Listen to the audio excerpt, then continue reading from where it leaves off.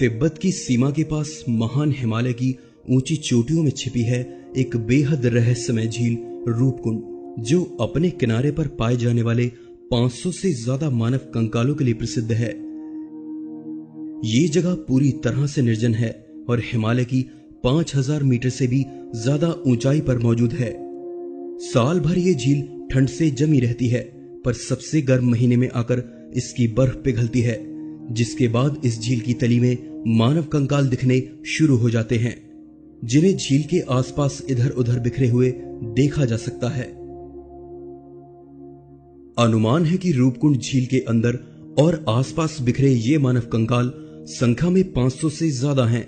ये मानव कंकाल सैकड़ों सालों तक इंसानों से अनजान इस वीरान झील में यूं ही पड़े हुए थे, जब तक कि 1942 में इन्हें खोज नहीं लिया गया।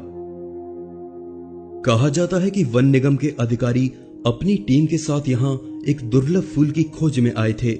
झील के अंदर जाने पर उन्हें नरकंकालों का ढेर मिला, जिसके बाद दुनिया भर के खोजकर्ता इनसे जुड़े कई सवालों के जवाब ढूंढने में लग गए कि ये नरकंकालों के ढेर यहां कैसे आए, वे कौन से लोग थे जो यहां आकर इतनी बड़ी संख्या में मारे गए, और वो कौन सी वजह थी जिसने इन 300 से ज्यादा लोगों को मौत की नींद सुला दिया।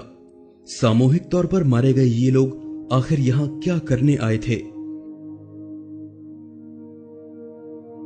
शुरुआत में यह माना गया कि ये कंकाल उन जापानी सिपाहियों के रहे होंगे जो दूसरे विश्व युद्ध के समय भारत के इस इलाके से होकर गुजरे थे और यहां की भयंकर ठंड की चपेट में आकर मारे गए।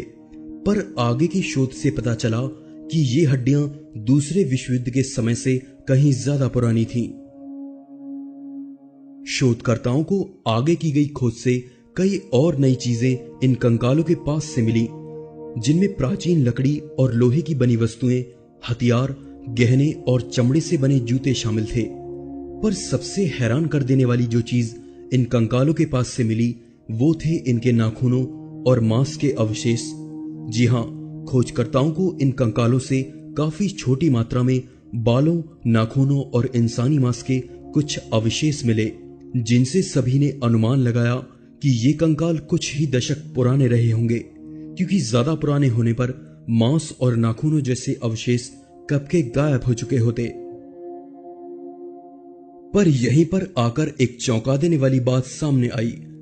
जब इन नरकंकालों के सैंपल को ऑक्सफोर्ड यूनिवर्सिटी लंदन भेजा गया तो वहां पर की गई कार्बन डेटिंग जांच से पता लगा कि ये कंकाल कुछ दशक पुराने नहीं बल्कि 1200 साल पुराने थे।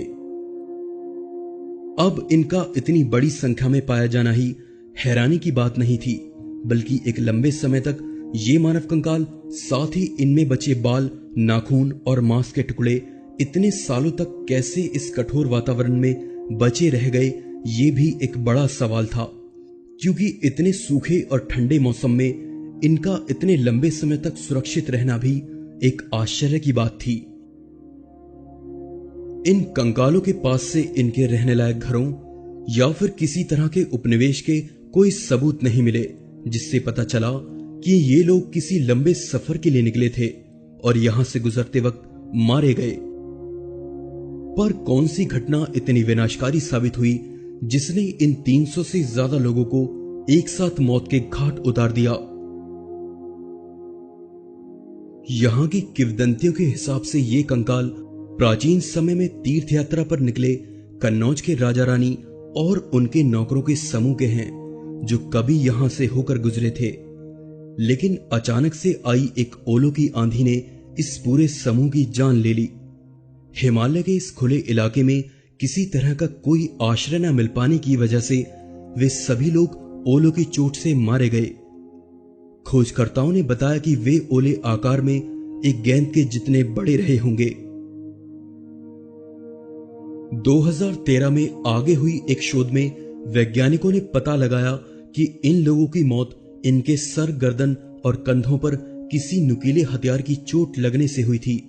ओलों की आंधी में मरने की वजह को ये वैज्ञानिक शोध काफी हद तक सही साबित करती हैं, क्योंकि खोपड़ियों और हड्डियों पर बने गड्ढे शायद ओलों की चोट लगने की वजह से हुए थे। पर वैज्ञानिकों की ये शोध भी इन 300 लोगों की मौत का ठोस कारण बता पाने में समर्थ नहीं है, क्योंकि शोध में हुई हड्डियों की जांच से ये भी पाया गया कि चोट के निशान केवल सर, गर्दन और कंधों की हड्डियों पर ही थे। इसके अलावा पूरे शरीर की हड्डियों पर चोट के कोई निशान नहीं पाए गए, जिससे ओलो की आंधी में मरने की वजह पूरी तरह से इसके रहस्यों पर से पर्दा नहीं उठाती, क्योंकि यह नामुमकिन है कि ओलो की आंधी से चोट केवल शरीर के ऊपरी हिस्से में लगे और नीचे का हिस्सा सुरक्षित रह जाए।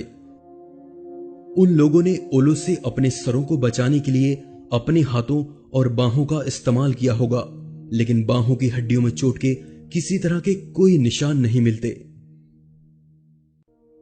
तो आखिर वो कौन सी वजह थी जो इन लोगों की मौत का कारण बनी? कुछ लोग कहते हैं कि इनकी मौत यहां अचानक से आए किसी लैंडस्लाइड की वजह से हुई होगी, जिसमें पहाड़ से गिरे बर्फ के एक बड़े हिस्से के नीचे आकर ये लोग दब गए होंगे, या फिर इन लोगों ने सामूहिक आत्महत्या की होगी। वहीं कुछ लोग कहते हैं कि ये लोग यहां आकर भटक गए होंगे, कुछ दिनों बाद भूख और प्यास की वजह से इनकी मौत हो गई होगी।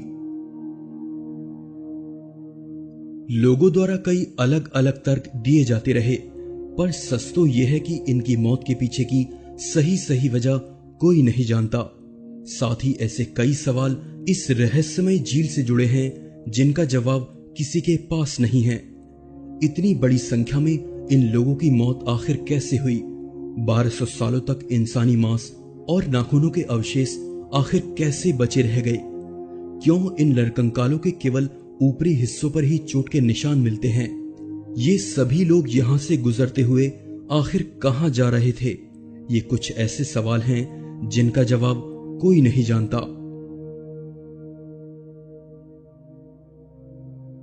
दोस्तों, आज के इस एपिसोड में बस इतना ही।